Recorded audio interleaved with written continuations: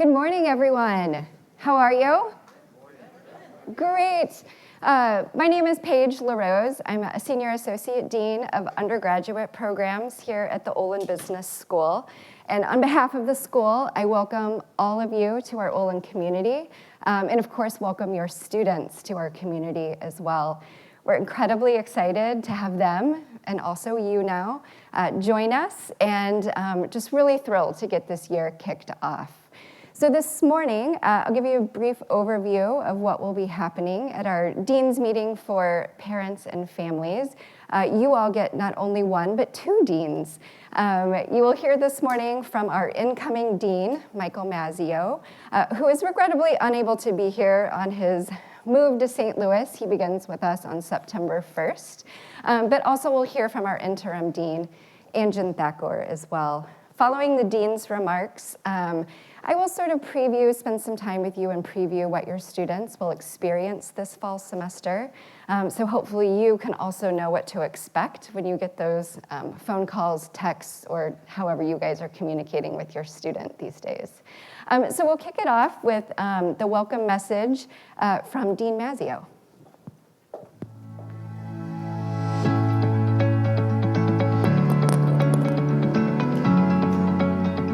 Good morning, and welcome to the parents and family members of the class of 2027.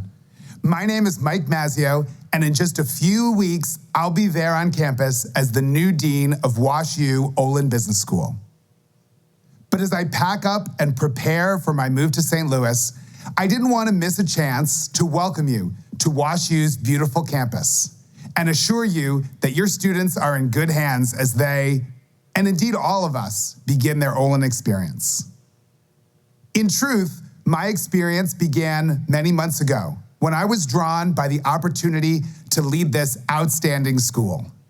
I was drawn to this world-class institution by its commitment to a values-based and data-driven approach to educating business leaders. I was compelled by its global vision of the business world. I come to Olin with 25 years of experience leading, researching, and teaching business strategy at Northwestern University. Participating on the leadership team at Northwestern was an outstanding learning experience, and I am proud of what we were able to accomplish there during my tenure. I am eager to use that experience and to collaborate with the faculty and staff at Olin to guide our school to even greater distinction. I am also looking forward to being on campus and to meeting and working with your students. Congratulations to each of you. You should be very proud of the 176 students who begin their journeys today.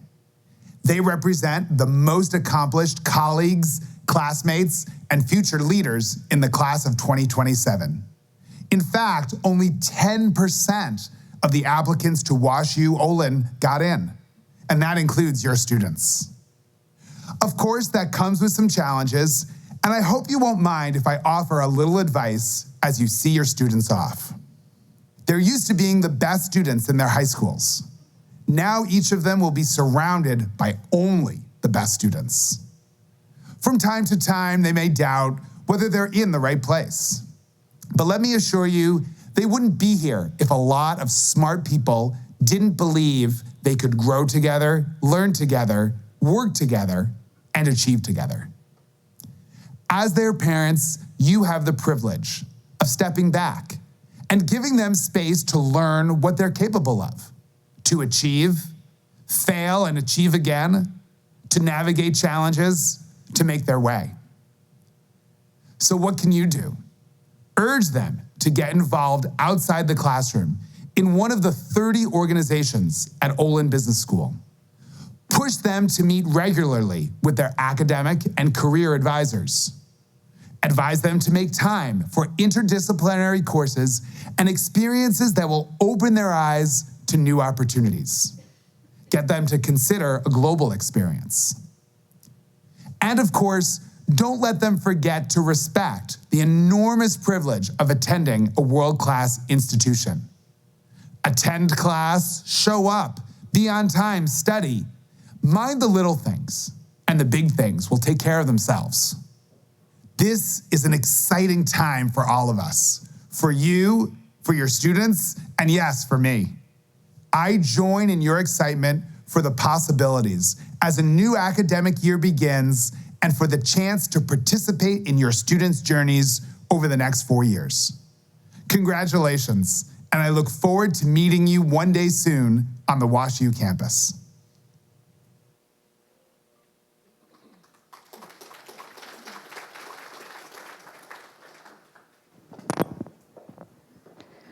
Wonderful. Well, hopefully you could feel all of the excitement he's going to bring to the school. I think all of us at Olin are very eager for him to get started and move the school forward under his tenure and leadership. At this moment, I'm also incredibly grateful that our interim dean is with us here this morning. Anjan Thacker has served in this interim dean role for over a year now and is going to welcome you also with some remarks today, not only based on his role in leadership at the school, but also as a faculty member here for over 20 years. So Anjan Thacker is interim dean of the Olin Business School at Washington University in St. Louis. He holds the John E. Simon Professorship of Finance, is director of Olin PhD program, and is the director of the Wells Fargo Advisor Center for Finance and Accounting Research. Until July 2003, he was the Edward J. Frey Professorship of Banking and Finance and chairman of the Finance Group at the University of Michigan, at the Michigan Business School. Prior to joining Michigan, he served as the NBD Professor of Finance and Chairman of the Finance Department at the School of Business at Indiana University. Anjan has also served on the faculties of Northwestern University and UCLA. He received his PhD in finance from Northwestern University. He is a research associate of the European Corporate Governance Institute and a fellow of the Financial Theory Group. He has served as managing editor of Journal of Financial Intermediation from 1996 to 2005 and currently serves as an associate editor. He is past president and a founder of the Financial Intermediation Research Society. Anjan's research interests focus on banking, information economics, and corporate finance. His current research focuses on financial stability, bank capital, innovation, culture, and the economies of higher purpose. He has published research articles in numerous leading economics and financial journals. In an article published in 2008, he was identified as the fourth most prolific researcher in the world in finance over the past 50 years, based on publications in the top 7 finance journals over that time. In another paper published in 2017, he was listed as one of the 5 most prolific finance authors during 2005 to 2015. In 2021, he received a Lifetime Achievement Award from the Financial Intermediation Research Society for his contributions to financial intermediation research. Anjan has also been actively involved in advising PhD students who have gone on to enjoy distinguished academic careers. He has chaired PhD dissertation committees of over 30 students, and 2 of his former students from Indiana and Michigan are now his colleagues at Washington University.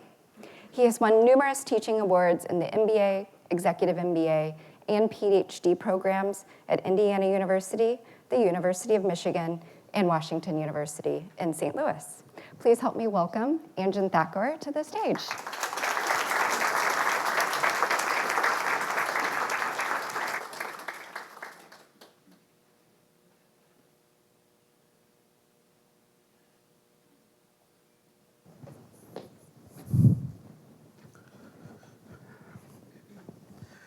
Thank you, Paige. Good morning.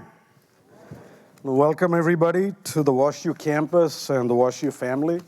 I actually know exactly what you're feeling right now, because a few years back, I was sitting where you're sitting, because my oldest son, Richard, had decided to come to WashU, and so I was sitting there as an eager parent, full of anticipation. I actually followed Richard from Michigan to WashU. He decided to come here before I did. So I'm not so sure that he was so thrilled at having his parents so close to him, but we paid the price for it when he graduated. He wanted to just get as far away from us as possible, so he went off to London for a year. If any of you are thinking of relocating to St. Louis, just keep that in mind. Anyway, we are honored that you've chosen WashU and Olin to be the place to send your son or daughter. We're just honored and delighted that you chose us, and we welcome all of you. We're a supportive, collaborative, and welcoming community. Our office doors are always open. We're very accessible to our students, and we pride ourselves in getting to know our students by name and by story. Our goal, of course, is to provide our students with the most outstanding educational experience possible and the best possible career development support. We are a business school, and we expect our students to be career focused, and we do a lot to help them develop in that regard as well. Our faculty, our undergraduate programs office that Paige heads, the Center for Experiential Learning, or CEL, the Center for Career Engagement, and many other areas across the business school and the university are here dedicated to supporting our students and helping them develop. Now, one of the reasons why a WashU Olin experience for your students is such an outstanding educational experience is that we have world-renowned faculty who are engaged in very impactful research. And I remember having a conversation with Mike after he'd accepted the offer to be dean here, and we were going through the onboarding process and going through every faculty vita and getting him to know the faculty. And he was just, his first reaction was, wow, this is a terrific, accomplished faculty doing really great research. And that, I think, was, even though I've been here quite a few years and I know a lot of the faculty, one of the most pleasant surprises as dean for me was going through the annual activity reports for faculty and seeing how much they'd all accomplished in the past year. Now, the reason why this is important is that academic research and the research that our faculty bring to the classroom to share with the students is a very important part of the educational experience. Because in addition to all of the content that the students will learn in accounting and finance and marketing and OB and operations and so on, it's also going to be important for them to develop a mindset that allows them to constantly ask, is this a correlation or is this causation?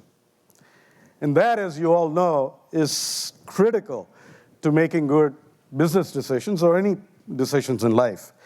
So, just because your pet dog gave birth to a bunch of puppies the day that the stock market went up 500 points, doesn't mean that the puppies caused the market to go up 500 points. Right? Now, we all understand that. It's a silly example. But you all know that in life, there are slightly more complex variations of this example where people, especially the media, constantly confuse correlation and causation. A and B happened at the same time. Therefore, A caused B. No, they just happened at the same time. A did not cause B. And so, if you don't understand this, it's very difficult to make good decisions. And that is something that in research, especially research that happens in this school, our faculty are constantly challenged by, is when they look at the data, is this correlation, is this causation? How do you prove that it's one or the other? And so they bring that mindset to class.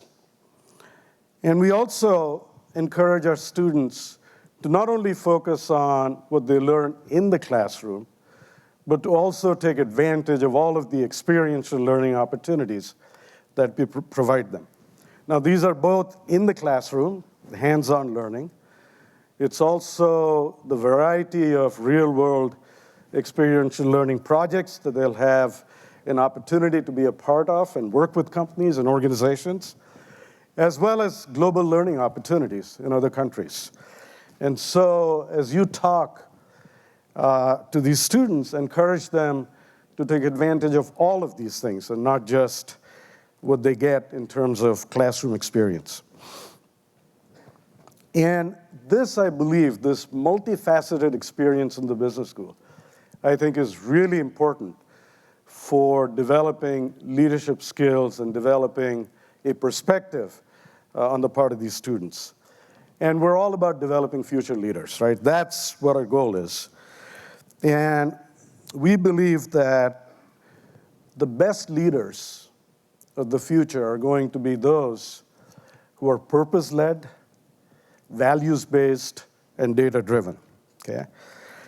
The and is especially important because it's both the combination of the analysis of numbers as well as examining things like, is this consistent with our principles, our values? And what is the impact of this, not only on the bottom line and on my company, but also on society? And a sense of purpose gives you that. In fact, to enable our students to be better decision makers in this sort of a purpose-led, values-based, data-driven framework, it is very important for them to understand what purpose really means, right? And purpose is all about, why do we collectively exist? So if you're in an organization and you say, what is the organization's transcendent or higher purpose? Well, it has business goals. That's one purpose. That's a business purpose. But then what is the purpose that transcends those business goals, but still acts as an arbiter of the business decisions that this organization makes? That's a contribution goal. Why do we collectively exist? What would the world miss if we were not around tomorrow? And that's something that we think is very important. Purpose is the reason why we exist.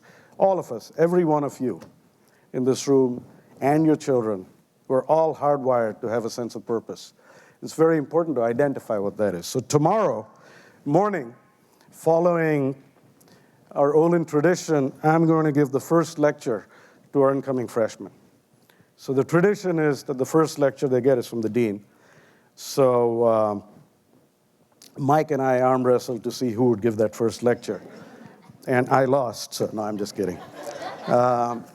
So anyway, in this first lecture, I want to talk about purpose. And there are a lot of reasons why I'm going to focus on purpose. Last year, I was in this auditorium giving the same lecture back in August of 22.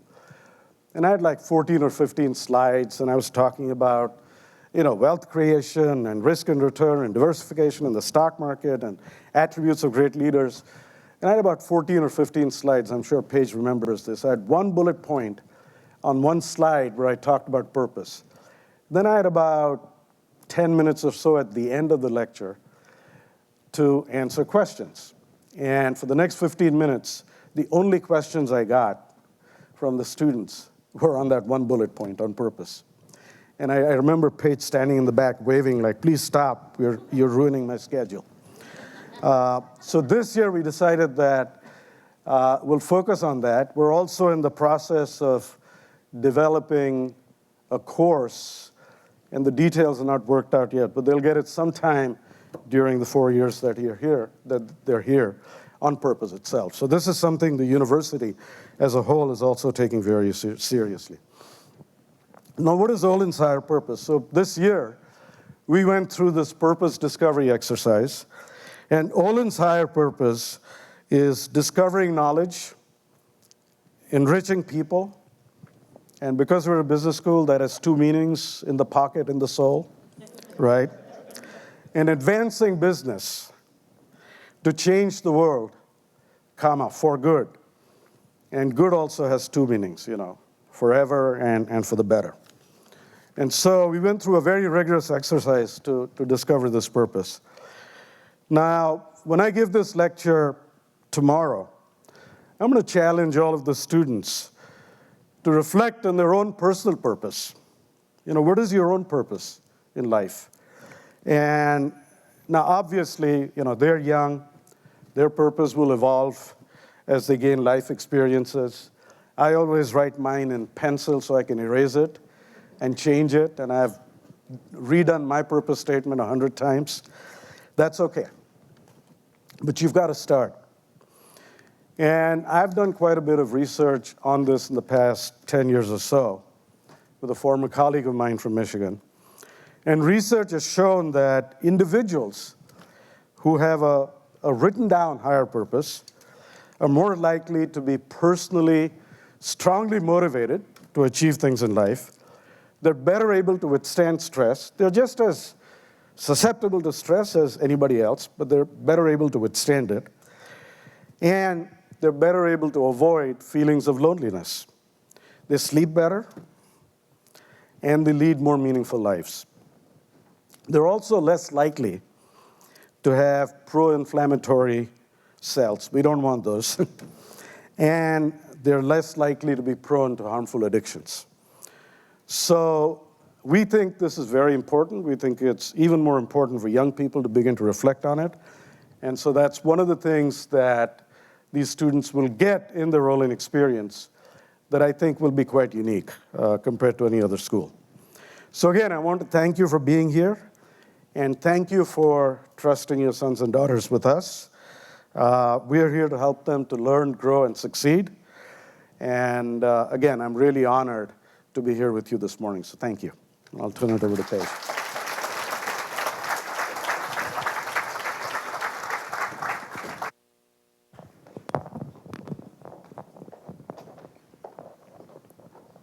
Thank you so much, Dean Thacker. As you can tell, your students are in for a great first lecture tomorrow morning. It kicks off all of our orientation events at 10 o'clock a.m. right here in this auditorium is where your student will be sitting. Speaking of, this entire upcoming semester is really due to collective efforts and work by a whole host of people throughout the school, especially the faculty, but also the undergraduate program team. So I wanted to ask the team to come up so I can introduce them. Don't be shy. Your students have already made a touch point with a really important resource at the school, their four-year academic advisor.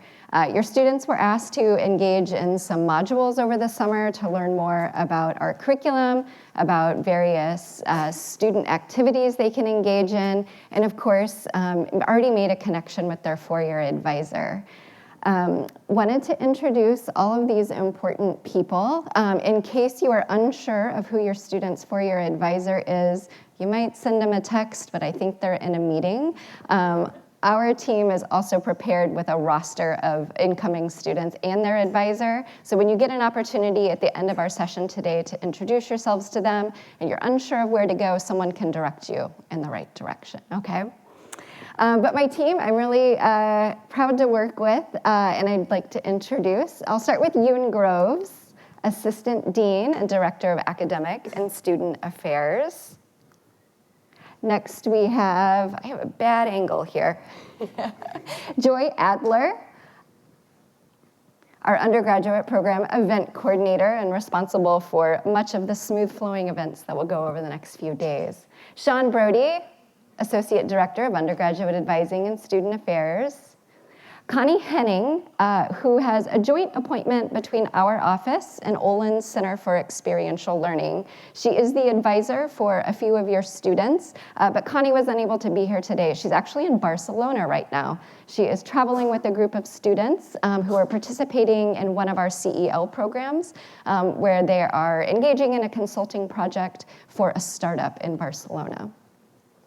And we have Ryan Kearney, Global and Academic Advisor, Spencer Morgan, Academic and Student Affairs Advisor, Michelle Pacone, also a Global and Academic Advisor, Anna Russo, Academic and Student Affairs Advisor, Anthony Scales, Academic Student Affairs Advisor, Genesis Steele, Assistant Director of Undergraduate Advising and Student Affairs, and Sarah Stratton, Associate Director of Undergraduate Global Programs. So if you would in advance, give this group a really hearty round of applause. They've worked so hard. Thank you, guys.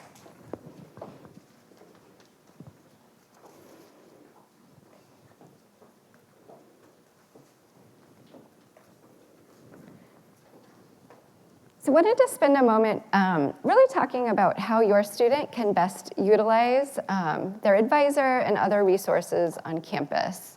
The role of the four-year advisor is a really important one. Probably not surprising, as your student did this summer, they'll have a conversation with their advisor about registration for the following semester every single semester. The advisor is a great resource for students who want to explore various majors and minors and have questions about those.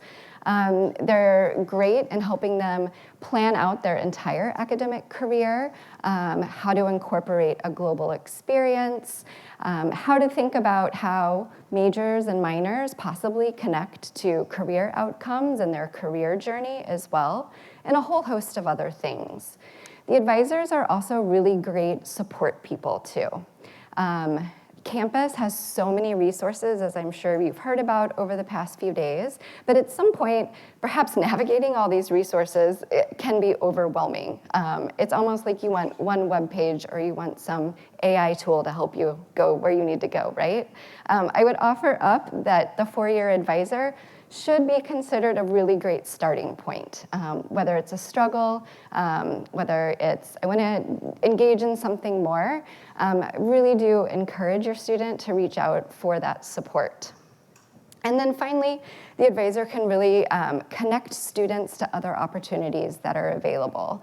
A couple quick examples, right? A couple weeks ago, I got an email from the chancellor's office.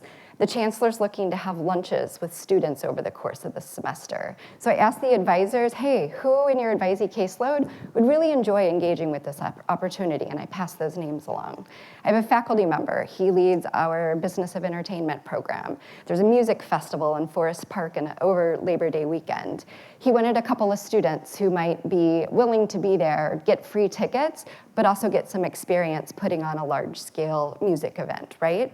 So we only know how to connect these students if they connect with us, so that we know what their interests are, what they're hoping to do, whether they might be a good fit for opportunities that come our way. So if they do connect with us, either formally through an advising appointment, it's very easy to schedule anything with us. We're a couple of clicks away, honestly, or just stop by one of our events. We have a monthly BSBA goals in our hallway. We host a whole sort of fun community building activities. We hope they'll stop by and just say, hey, give us a quick update of what's going on in their life. When they do that, it will hopefully build confidence in them and a comfort so that if they are, and possibly will, experience a challenge, they'll feel very comfortable coming in to speak with us about it. On that note of a challenge, I think Dean Mazzio alluded to it. There likely are to be challenges in this upcoming semester. When they have experience being the best from their backgrounds and they're here with all of the best, there may be a moment in time where they are not the best. I do at this point want to assure you that all of them belong here. When they applied to Washington University, we saw talents, we saw perspectives and characteristics in each of them that we wanted in our community. They belong here. I will also say, hand in hand with those unique talents and characteristics that they bring, know they come academically prepared to be successful here. There is a careful review of their academic background. You know what they're capable of. We know what they're capable of. Sometimes there is a challenge, though. We want to be able to support their academic success. We want to be able to support you and you supporting them in their academic success. And I think it goes back, again, to that open line of communication. And please encourage them to come see us so we can point them, hopefully, and empower them to make good choices and head in the right direction. So this academic transition is a big one from high school.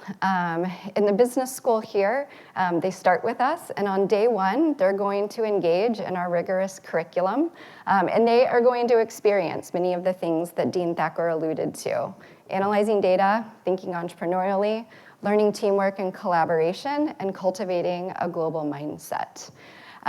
This starts with those very first 2 business courses that are required of all of your students this semester. Not exactly day 1, but on Tuesday, August 29th, the second day of the semester, every one of them will sit through their first Management 100 course. This course really has 3 segments. It's taught by 2 different professors, Oren Reshoff and Hugh Wu. This is their fourth year, teaching this course to our incoming class of students.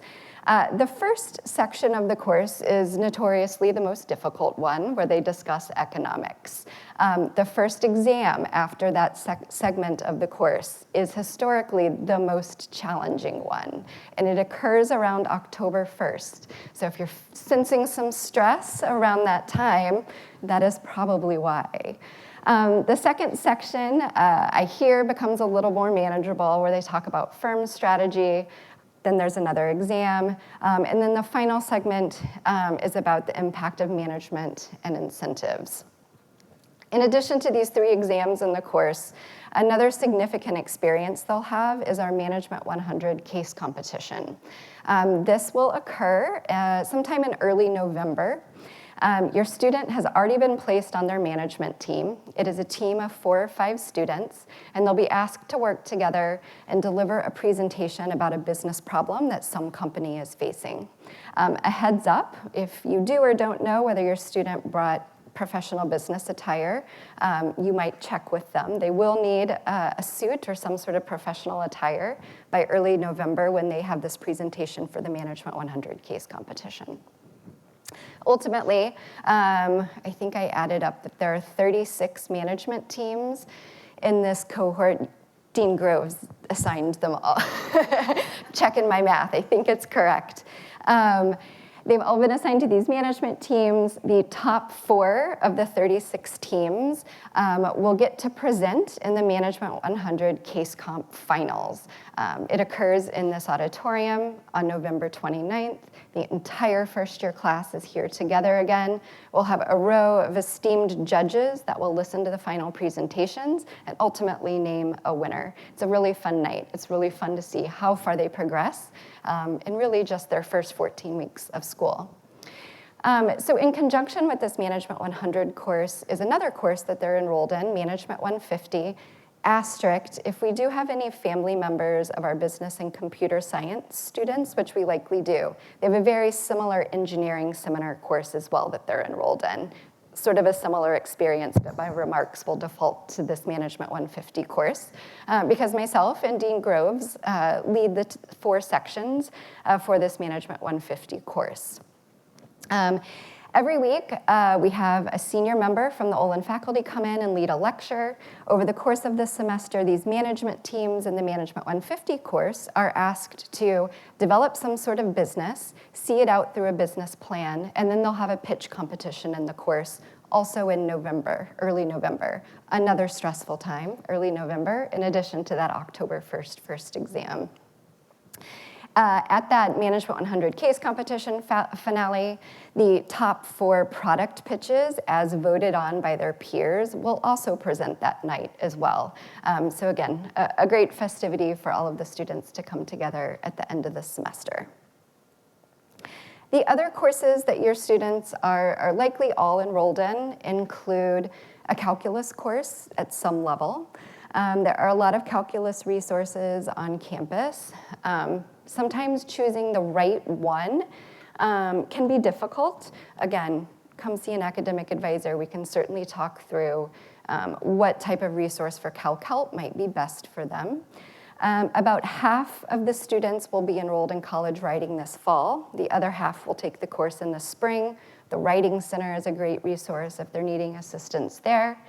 And then finally, they're probably enrolled in 1 to 2 elective courses this semester to get them to the number of credits that they're really hoping for in the fall semester to earn. These elective courses might be an intro course to a major or a minor outside of the business school that they identified they were interested in. They might not have those interests, which is okay. We do have a series of general education requirements, so those electives are likely satisfying a gen ed requirement. Clicker. There we go. So, again, the academic transition is a big one, and there are certainly people and resources that want to help your students succeed. I would also, really just throw out there that the social transition is also a really important one. Everyone on this campus wants your student to make connections, to find a community, and we also want that too. So within the school, I'd like to really just highlight a couple of things that we do to help ease that transition socially for your student. The first of which is all of them have been assigned to an Olin Peer Ambassador. The Olin Peer Ambassador is an upperclassman who has volunteered to be a part of this group, the OPAs, to help with the transition for incoming students into Olin. The Olin Peer Ambassador, again, they're great resources. I can't speak enough about that peer mentorship in our population. Perhaps they're great for figuring out majors and minors and just getting another perspective, right? They're also really great. Oh, goodness. They're also really great. This sort of erupted my attempt at a joke, but if your student has an 8:30 a.m. class and they need the shortest coffee line on campus, the Olin Peer Ambassador, great resource to go to. Another great way to get involved is get involved.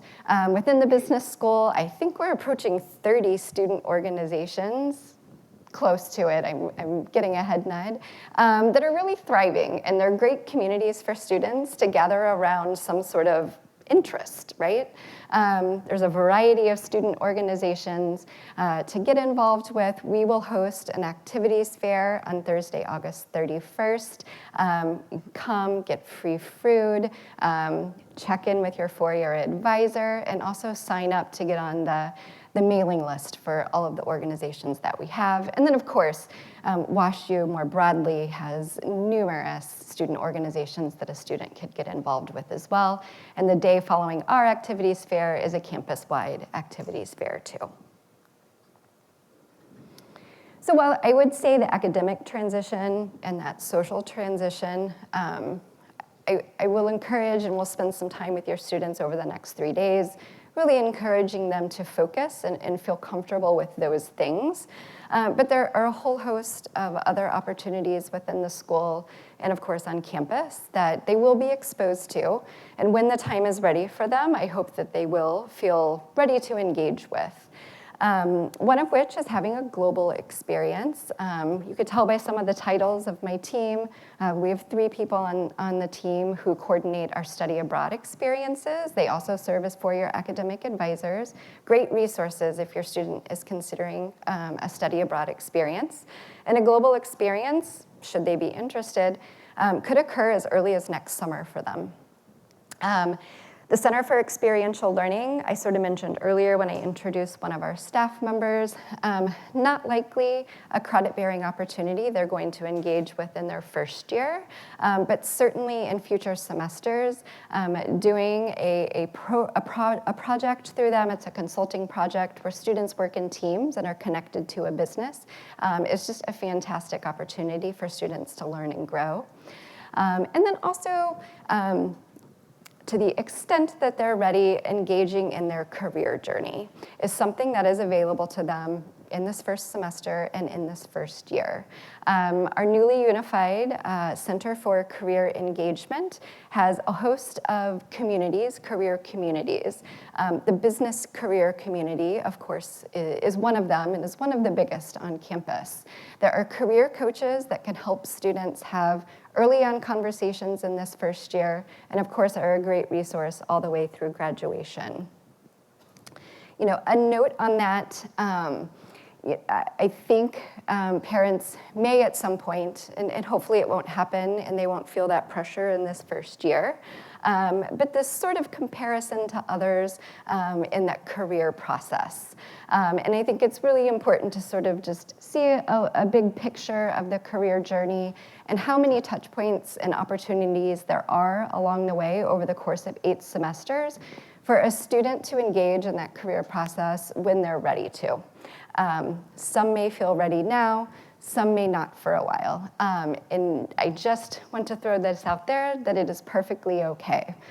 97% of them, if they're seeking employment, will be employed when they graduate. Statistically, that's what our career outcomes are telling us. It's a lot of work, it's a lot of effort. There's a lot of resources on campus to help them get that career outcome that they're focused on getting. So with that, I might have some time for a couple of questions if anyone in the audience does have any questions about what to expect in this fall semester. I'll go in the back. I'm just curious what percent of the students take on a global experience in the last year or 5 years, 10 years? Oh, great. A percent of students that take on a global experience in the past several years was the question. I feel confident in saying we're over 60%. I'm getting a nod. I think this last graduating class might be a little higher than that, maybe closing in on 65. Okay, great. A lot of students do. If I give a past 5-year sort of history, there would have been a blip. We weren't sending students abroad for about 3 semesters. But I think this upcoming, for students who do spend a semester on a study abroad program, they tend to do so spring semester of their junior year. It is possible to incorporate that in another semester, certainly. But we, for spring 24, have the largest number of students that we've ever sent abroad, going abroad. Yeah. Yeah, of the 30 student organizations within Olin, how many of them are subject to competitive admission? The number is probably 4 or 5 that have some sort of recruitment or application-based process. To my knowledge, keep nodding if I'm on the right track, we have 4 professional fraternities. They do all have a rush process where ultimately students would get a bid to join one of these 4 professional fraternities and go through a pledge process. I'd say that the size of each of the professional fraternities is less than 100 students. Over 4 of them, it's certainly about 1/3 of our population is in a professional fraternity. There are many opportunities for that other 2/3 to get involved. We do have an intercollegiate case competition team as well that travels and competes doing case competitions at other universities. That is also an application and I think interview-based process to join that club. The others are open to every student. Okay, yes. Yeah. Can you elaborate on the study abroad programs in which countries you have associations with? Oh, so many. Okay, so study abroad program, semester-long experiences. There are 2 types of semester-long experiences. There's an international internship program, and in the fall semester, that is available in London. In the spring semester, it is available in the Asia-Pacific region. Students take courses in Sydney, Australia, and have an opportunity to intern either in Sydney, in Hong Kong, or in Singapore. Got it. And then the other type of study abroad experience is more of a traditional, our students are studying at a partner university there on their campus, taking 4 to 5 classes, et cetera. And we are offering study abroad programs in 19 locations, around 19 locations for a study abroad experience. Only 2 of the locations have a foreign language requirement. Both are Spanish is the foreign language. The others, we partner with business schools that teach their business courses in English. For the semester-long study abroad experience, we have a home tuition policy, so financial aid and scholarship that is available to students, as it is in a normal semester, applies in that study abroad semester as well. Yeah. What about summer global Yeah, opportunities? great. Summer global experiences and opportunities, as I mentioned, are available as early as next summer. We have a 2-week program focused on business of arts that goes to London for 1 week, followed by another city in Europe that has been designated as a European capital of culture. So that's an experience. We have an entrepreneurship type program that spends it's 3-4 weeks, 3.5, that spends the first portion in Madrid, and then the students travel to Sarajevo. It's a bit of a compare and a contrast of entrepreneurship in established versus emerging EU countries.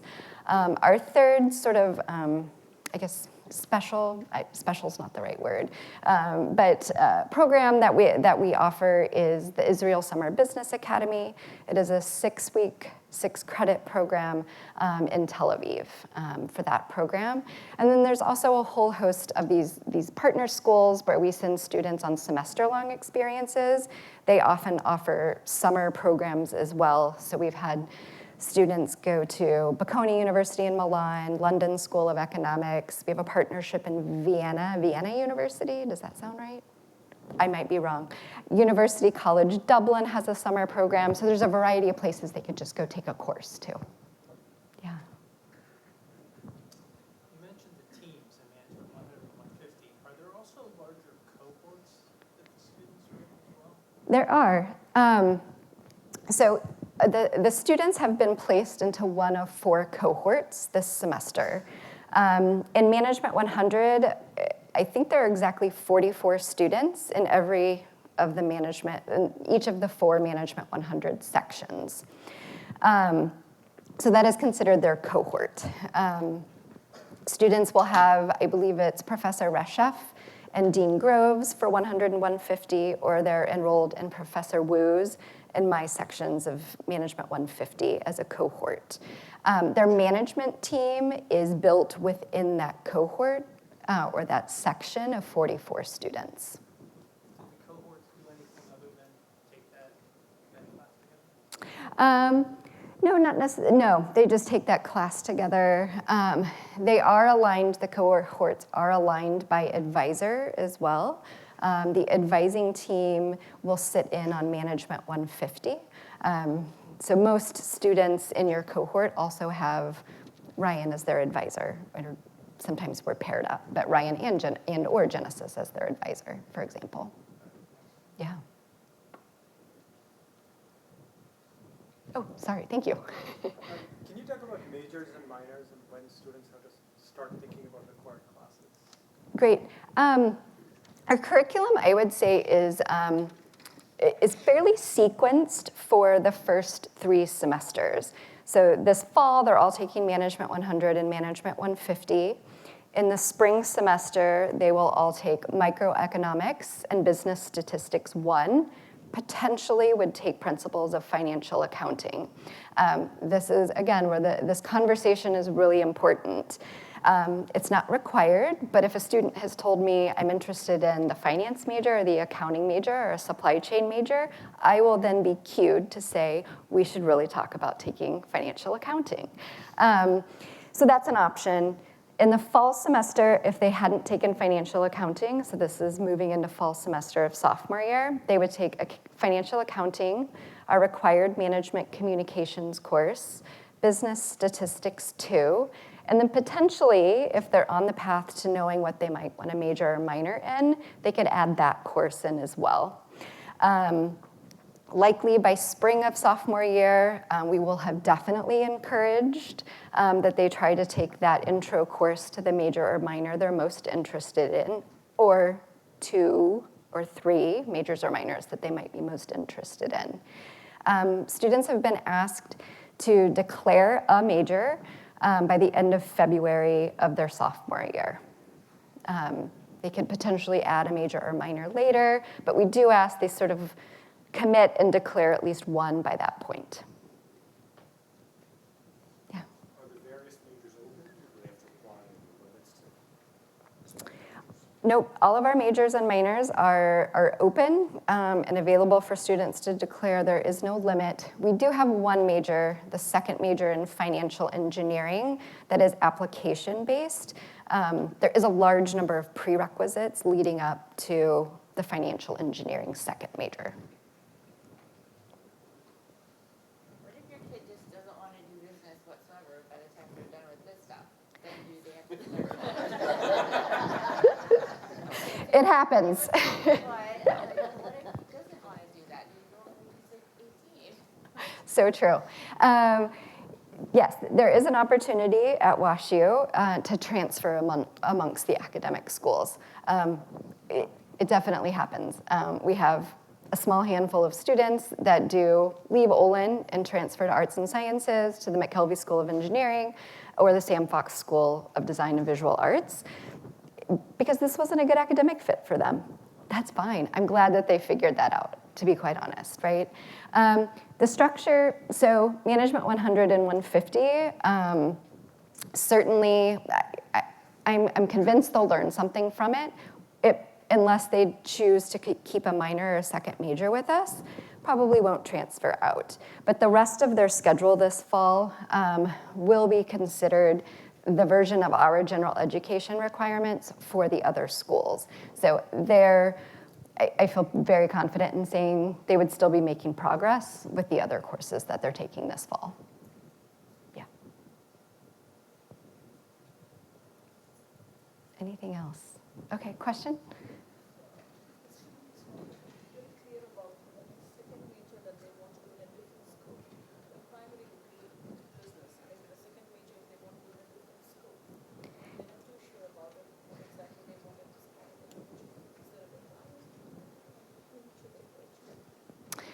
Sure. I think I heard the question was if a student is interested in a second major or minor in another school, which about half of our students do this, so it can be possible. When should they think about doing this, and how would they go about doing this? That's what I was hearing as the question. If there's something specific that they know now that they're interested in, hopefully they've communicated that. We can get hopefully they enrolled in Intro to Computer Science or American Politics or Spanish or whatever it might be for the fall. If not, they can engage in it, enroll in it in the spring semester as well. I would encourage them to come talk with a four-year advisor. Most things can fit in the academic plan. We will also, at some point, when they're pretty committed, encourage a student to go ahead and declare that second major or minor. When they do so, they will then get a second major or minor advisor in another school, too. So someone who's a little more knowledgeable about the specifics of that program, whereas we're more able to help figure out how things fit in when it comes to non-business studies. Yeah. It kind of depends on what they're interested in. And I say that, for example, in the art school, they have limited seats due to the fact there's a lot of studio time in the art school. And so they give priority enrollment to their degree students, right? But a student with a declared second major or minor also has a level of priority enrollment there. So if it's an art course, we might say, oh, I'll go ahead and declare it. If it's a history second major and minor, it's probably not necessary to declare it, but at some point, and probably sophomore year when they're trying to piece in their prime declared major, they'll want to declare it so that they can get advice from the other school as well. So it depends. Question? When did you apply for the financial engineering program? Something in sophomore year? Or Probably sophomore year. There's a number of computer science prereqs, and so it's doubtful they will have taken all of the prereqs much earlier than spring of sophomore year. Is that correct? Got it.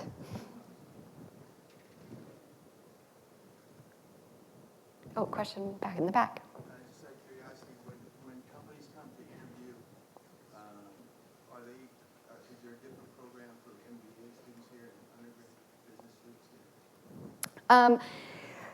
So there are the job postings that employers are recruiting for are often designated for one population or the other. depending on the job posting that they're recruiting for. There are recruiters and there are companies that will hire at both levels, but usually the specific job or posting is for one level of student over the other. And I think I saw a question we might have to, there's a lot of pressure to make it a good one. They're all good questions, but I want to give you guys opportunities to say hello and introduce yourselves to the advisors. It's not exactly Olin related, but it's advisor related. We heard about this one unit class about sort of a welcome to WashU that applies across the schools. Mm-hmm. I'm just curious if you've heard, if a lot of the first years are taking it, what your recommendation is. Do you even know what I'm talking about? I do, and it has a catchy name. Does anyone remember the name of? It was. Oh, that's not as catchy as I thought it was. No, a great course. This fall is the first time they're offering this particular course. It is being coordinated by the Division of Student Affairs. Really, again, a lot of the things I've spoken about to help students transition to the university. My understanding, it is very much focused on helping students navigate the campus and be connected to resources, some elements of diversity and inclusion in the course as well, and just general an opportunity to make a connection. They're very small class sizes, so you'll have an instructor that you can engage with, another resource for a student. So should your student be interested, highly recommend. In my small population of advisees in this first year class, I don't think any of mine have enrolled in it at last check. But again, I would definitely recommend it if your student and you feel that would be something that's beneficial to them. Yeah. Well, wonderful. I'll pause here. Again, I want to just give a really warm welcome to all of you. We are incredibly excited to have your students sitting here tomorrow morning as well. Please, I'll be stationed up front. The advisors, I'm going to go ahead and dismiss you guys. We'll be out in the auditorium, just sort of the room outside. Please introduce yourselves to them and just say a quick hello.